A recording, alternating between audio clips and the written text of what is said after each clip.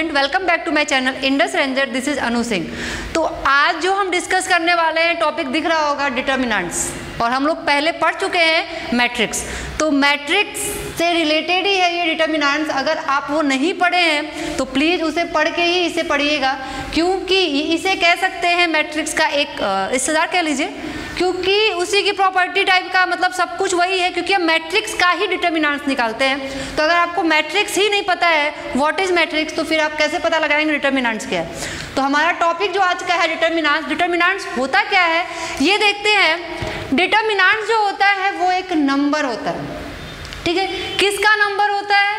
किसी भी मैट्रिक्स का नहीं, किसी स्क्वायर मैट्रिक्स का, चाहे ऑर्डर 1 का हो, चाहे ऑर्डर 2 का हो, 3 का हो, 4 का हो, किसी भी ऑर्डर का हो, उस मैट्रिक्स का जो नंबर होता है उसे कहते हैं डिटर्मिनेंट्स। हमने मैट्रिक्स पढ़ा है, हमने मैट्रिक्स मान लीजिए कोई हमने एक एग्जाम्पल ले लिया, मैट्रिक्स ले लिया 1 2 3 4, ठीक है। अगर इस मैट्रिक्स में कोई मैट्रिक्स ऐड भी करेंगे, कोई मैट्रिक्स सब्ट्रैक्ट करेंगे, मल्टीप्लाई करेंगे, कुछ भी करेंगे, आना क्या है लास्ट में इसको एक मैट्रिक्स ही फॉर्म करेगा। ऐसा नहीं है कि आप मैट्रिक्स में कुछ ऐड कर दे रहे हैं तो वो कुछ नंबर या फिर कोई डिटर्मिनेंट्स आ जा रहा है, ऐसा कुछ भी नहीं है। मैट्रिक्स में अगर आप कुछ भी ऐड करते हैं, सब्ट्रैक्ट करते हैं, ये हमें क्या देगा? हमेशा एक मैट्रिक्स ही देगा, ठीक है। तो ये हमारा मैट्रिक्स है। इस मैट्रिक्स का, ठीक है, अगर ये मैट्रिक्स किसी नंबर से एसोसिएटेड है, ठीक है, कोई भी स्क्वायर मैट्रिक्स अगर किसी नंबर से एसोसिएटेड है, that is called determinants of this matrix. उसे क्या कहेंगे हम? इस मैट्रिक्स का डिटर्मिनेंट्स कहेंगे, ठीक है। बहुत ही अच्छा चैप्टर है, इजी चैप्टर है, थोड़ा सा मन लगाइएगा तो ये सब इजी ही लगेगा, ठीक है। तो अब देखिए एक एग्जैक्ट डेफिनेशन बताते हैं कि डिटर्मिनेंट्स का क्या होता है।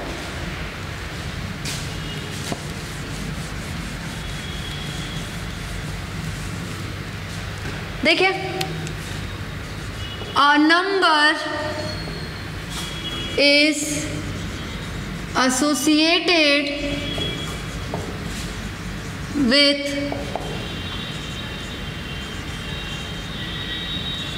square matrix। एक नंबर जो किसी स्क्वायर मैट्रिक्स के साथ एसोसिएटेड होता है। डिटर्मिनेंट्स का मतलब ही होता है नंबर। नंबर क्या? किसी भी मैट्रिक्स का जब कोई नंबर के फॉर्म में आंसर मिलता है तो वो इस मैट्रिक्स का डिटर्मिनेंट्स कहलाता है।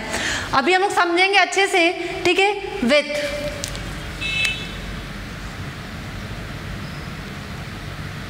यहाँ पे एनी कर लीजिएगा, ठीक है।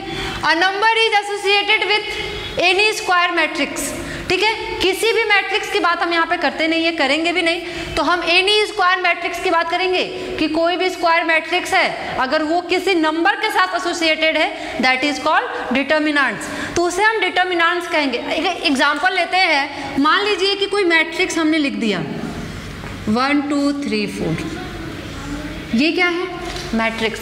एक और बात, मैट्रिक्स को एक रेक्टेंगुलर एरे में रिप्रेजेंट करते हैं, दिस इज, ठीक है। एक मैट्रिक्स जो है वो किसी रेक्टेंगुलर एरे में होता है। जब बात करेंगे डिटर्मिनेंट्स की, ठीक है, तो डिटर्मिनेंट्स कैसे होता है? दो डंडों के बीच में, ठीक है। इसे कहेंगे क्या? Determinants of this matrix. तो इसे भी क्या कर देंगे? 1 2 3 4 कर देंगे। तो ये क्या हुआ? मैट्रिक्स। जब इसको सॉल्व करेंगे ना तो एक नंबर आएगा, वही हमारा क्या है? डिटर्मिनेंट्स होता है। अब ये सॉल्व कैसे करेंगे ये हम आगे पढ़ेंगे। अभी बस इतना ध्यान देना है कि डिटर्मिनेंट्स क्या आता है? हमेशा हमारा एक नंबर आता है। जब भी आप इसको सॉल्व करेंगे ना, क्योंकि जब हमने मैट्रिक्स को ऐसे लिखा है तो हमने इसको भी दो डंडों के बीच में लिख दिया है। तो जब इसको सॉल्व करेंगे ना तो एक नंबर आएगा, ठीक है। इसका मतलब ये जो मैट्रिक्स है वो किसी नंबर से एसोसिएटेड हो रहा है।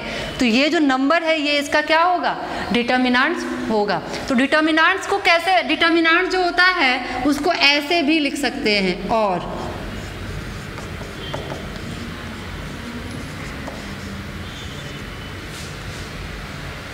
ठीक है। और डिटर्मिनेंट्स क्या होता है? एक नंबर होता है, ठीक है। अब डिटर्मिनेंट्स को सॉल्व कैसे करें, कैसे सॉल्व किया जाए ये देखते हैं कि कैसे सॉल्व कर सकते हैं किसी भी डिटर्मिनेंट्स को, ठीक है। तो देखते हैं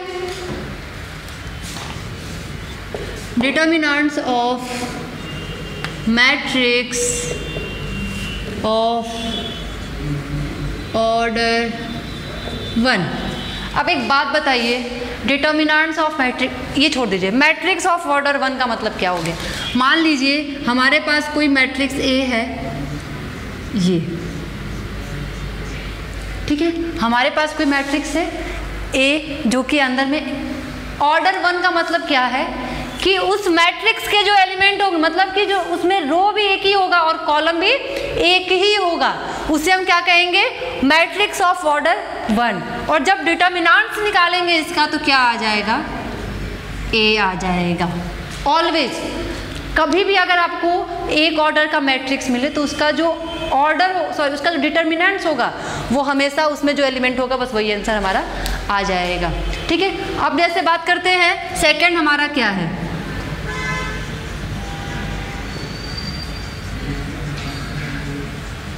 डिटर्मिनेंट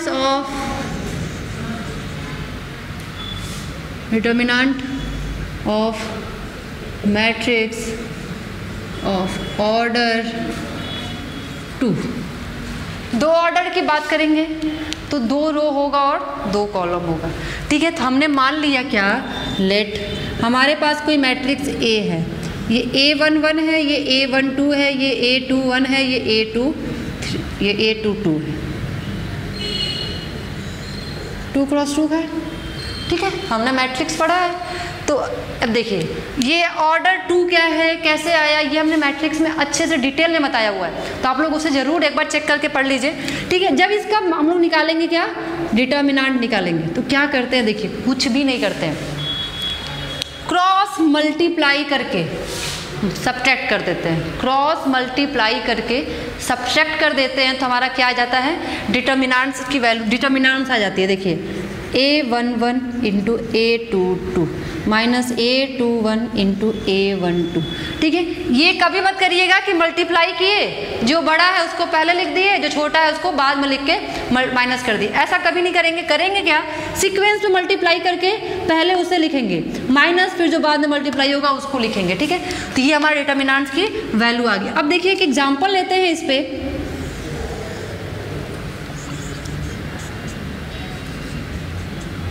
ठीक है, अगर हम कोई एग्जाम्पल ले लेते हैं इसको, देखिए क्या होगा, आप इसको ये भी लिख सकते हैं A11 A12 A21 A22, फिर इसको ऐसे सॉल्व कर सकते हैं। मान लीजिए हमारे पास कोई मैट्रिक्स है, क्या है मैट्रिक्स, 2 1 4 6।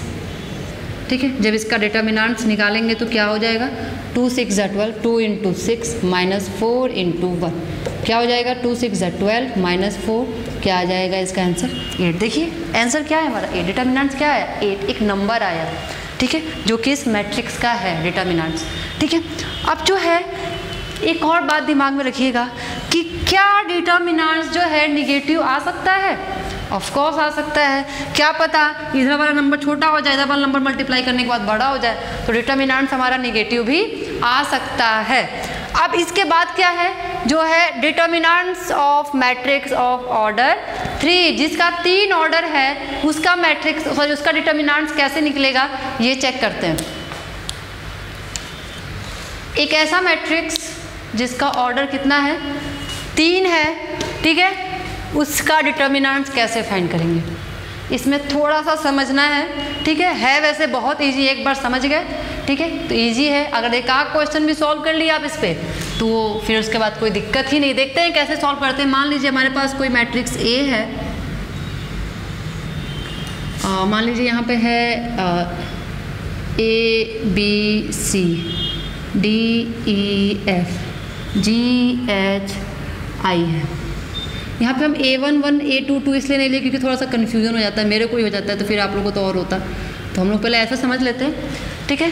वरना आपको पता ही है ये A11 प्लेस है, ये A21 प्लेस है, सॉरी ये A12 प्लस है, ये A13 प्लस है, ये A21, ये A22, ये पता है ना प्लेस क्या है। मैट्रिक्स में हमने पढ़ा था कि एलिमेंट का प्लेस क्या होता है मैट्रिक्स में। ठीक है, अब इसका आप डिटर्मिनेंट्स निकालेंगे। ठीक है, कैसे निकालेंगे देखिए, पहले क्या करेंगे, इस एक्सपेंशन जो होता है ना एक्सपेंड करेंगे।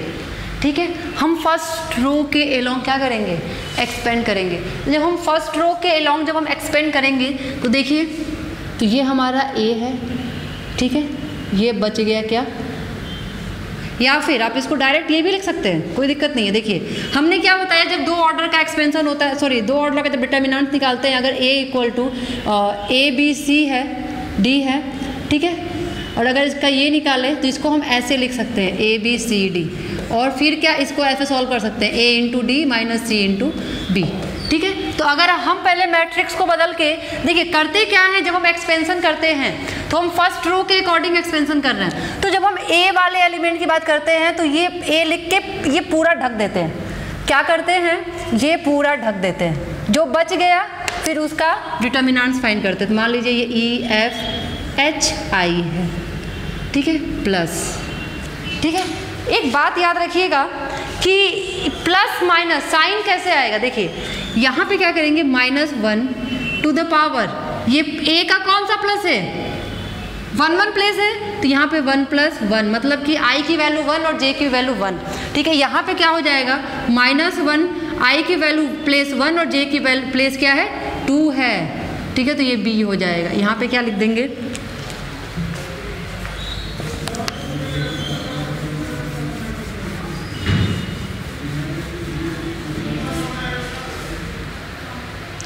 ठीक है, क्या लिख दिया हमने। अब देखिए जब बी किया तो ये पूरा ढक दिया, बचा क्या, D I D F G I, यही बचा। अब थर्ड वाले का सी, ठीक है, तो सी पे क्या है, वह आई का वैल्यू 1, जे का वैल्यू 3, तो मतलब -i के पावर 1 + 3, ठीक है। अब क्या बचा, ये पूरा ढक दिया, बचा क्या, डी ई जी H,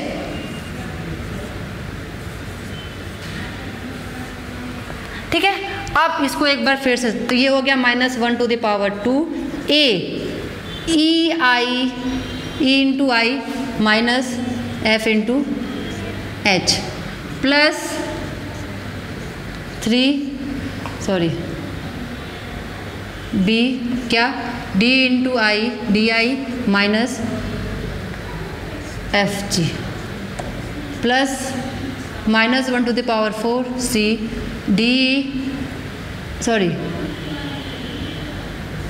D into H D H minus E G, ठीक है, ये हो गया। अब हमें पता है क्या कि माइनस के पावर, अगर किसी भी माइनस के पावर इवन होता है तो प्लस में वैल्यू आ जाती है, तो ये डायरेक्ट ए हो जाएगा, ई आई माइनस एफ एच अब देखिए ये क्यूब है तो -1 इंटू -1 इंटू -1 -1 आंसर आएगा, तो -b D I minus F G plus 4f sorry power 4 है तो ये 1 ही हो जाएगा, C D H minus E जी। ये हो गया क्या हमारा डिटर्मिनेंट्स का वैल्यू। ऐसे सॉल्व करेंगे और ये पूरा सॉल्यूशन नहीं है। अब करते क्या हैं, यहाँ पे कुछ नंबर होगा, मल्टीप्लाई करेंगे, फिर मल्टीप्लाई करेंगे, एग्जाम्पल के थ्रू अभी आपको समझाया जाएगा, ठीक है। एक और बात याद रखिए कि हम लोग मतलब कि ये जो प्लस माइनस की जो वैल्यू लेकर चल रहे हैं इसको करने की ज़रूरत नहीं है। इसका एक और तरीका देखिए, तरीका क्या है कि मान लीजिए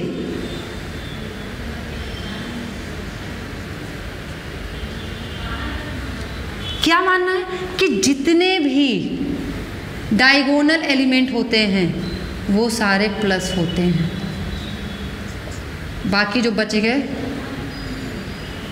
वो सारे निगेटिव होते, माइनस होते हैं साइन। क्या होते हैं, जितने भी डायगोनल एलिमेंट हैं वो सारे प्लस साइन कंटेन करते हैं और जितने भी नॉन डायगोनल एलिमेंट हैं वो क्या कंटेन करते हैं, नेगेटिव साइन कंटेन करते हैं। तो अगर बात की जाए तो ये सारे प्लस हैं, ठीक है, ये भी सारे प्लस हैं और ये सारे क्या हैं, माइनस हैं। तो ए वाला प्लस है तो प्लस आया प्लस हमारा, बी वाला क्या है माइनस तो हमारा क्या आया माइनस, सी क्या है प्लस तो प्लस आया हमारा। समझ में आया, ठीक है। अब बात रही कि एक्सपेंशन जब हम करते हैं, इसको देखिए, इसको मिटाना नहीं है,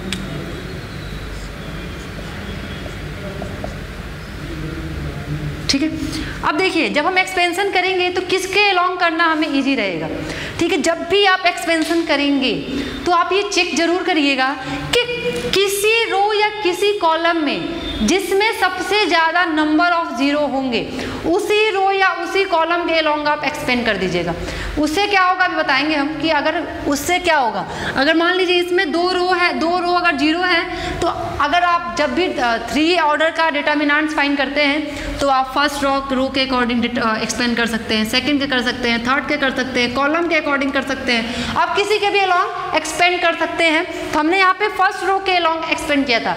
अगर मान लीजिए सेकंड रो के अलोंग करेंगे तो क्या हो जाएगा, देखिए तो ये डी हो जाएगा, ये हमारा माइनस है तो ये हमारा माइनस हो जाएगा, ठीक है। ये पूरा ढक जाएगा, बचेगा क्या, B into I, B I minus H into C, ठीक है, प्लस ई के ई हो जाएगा, ये पूरा ढक जाएगा, बचेगा क्या, ए into I minus ji into H, ji into सी, फिर प्लस प्लस माइनस साइन है, देखिए क्यों, क्योंकि हमारा एफ क्या है, माइनस है, क्योंकि नॉन डायगोनल एलिमेंट है तो माइनस एफ क्या हो जाएगा, पूरा ढक जाएगा, तो क्या बचेगा, A into H, A H minus G B, G into B, ठीक है। आप किसी के भी अलोंग आप एक्सपेंड करिए, किसी भी रो किसी भी कॉलम के अलोंग आप एक्सपेंड करिए, ये आपकी मर्जी है, ठीक है।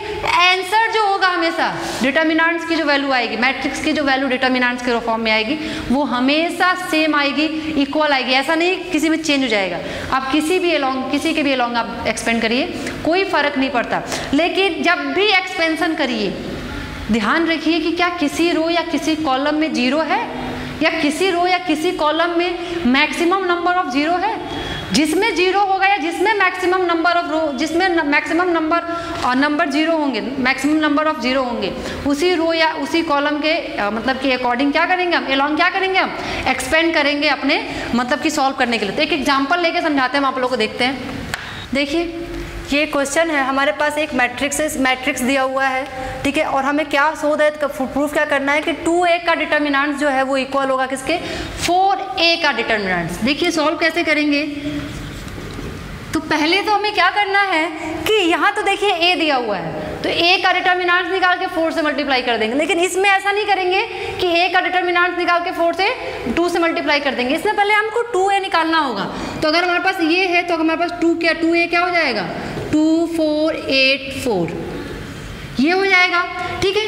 अब हम इसका अगर डिटर्मिनेंट्स निकालें क्या होगा, डिटर्मिनेंट इसका क्या होगा, 2 इंटू 4 कितना हो जाएगा, minus 8 into 4, 8 minus 32 means 20 minus 24। अब क्या, अब हमारे पास a का डिटर्मिनेंट्स निकालिए, देखिए क्या आएगा, ठीक है। तो a का क्या आएगा, 1 इंटू 2 माइनस 2 इंटू 4, 2 माइनस 8 कितना जाएगा, माइनस 6, और अगर हम 4a करें तो क्या हो जाएगा, 4 इंटू माइनस 6 माइनस 24। तो हमारा ये आंसर दोनों क्या आया, सेम आया, इक्वली आया, देखिए। तो इसका मतलब हेंस प्रूफ्ड, यहाँ पर लिख दीजिए हेंस प्रूफ्ड, या फिर आप कह सकते हैं कि 2a equal to 4 determinants a। एक और बात, ये जो है ना डिटर्मिनेंट्स पढ़ रहे हैं हम, तो डिटर्मिनेंट्स कभी भी इसको मॉडुलस मत समझ के चलेगा कि नहीं, मॉडुलस अलग होता है। क्या है ना कि जब हम नंबर्स की बात करते हैं ना, जब हम पढ़ते हैं, हम पढ़ा है हमने कि नंबर्स को जब हम इसके अंदर लिखते हैं तो उसको मॉडुलस पढ़ते हैं, नहीं। तो ये क्या है, डिटर्मिनेंट्स है, तो कभी भी इसको मॉडुलस मत अज्यूम करिएगा, हमेशा क्या होगा, ये डिटर्मिनेंट ही होगा, ठीक है। तो आज के लिए इतना ही, मिलते हैं नेक्स्ट क्लास में। तो इससे रिलेटेड प्रॉपर्टी वगैरह हम लोग पढ़ेंगे, तो घर पे रहिए, सेफ रहिए।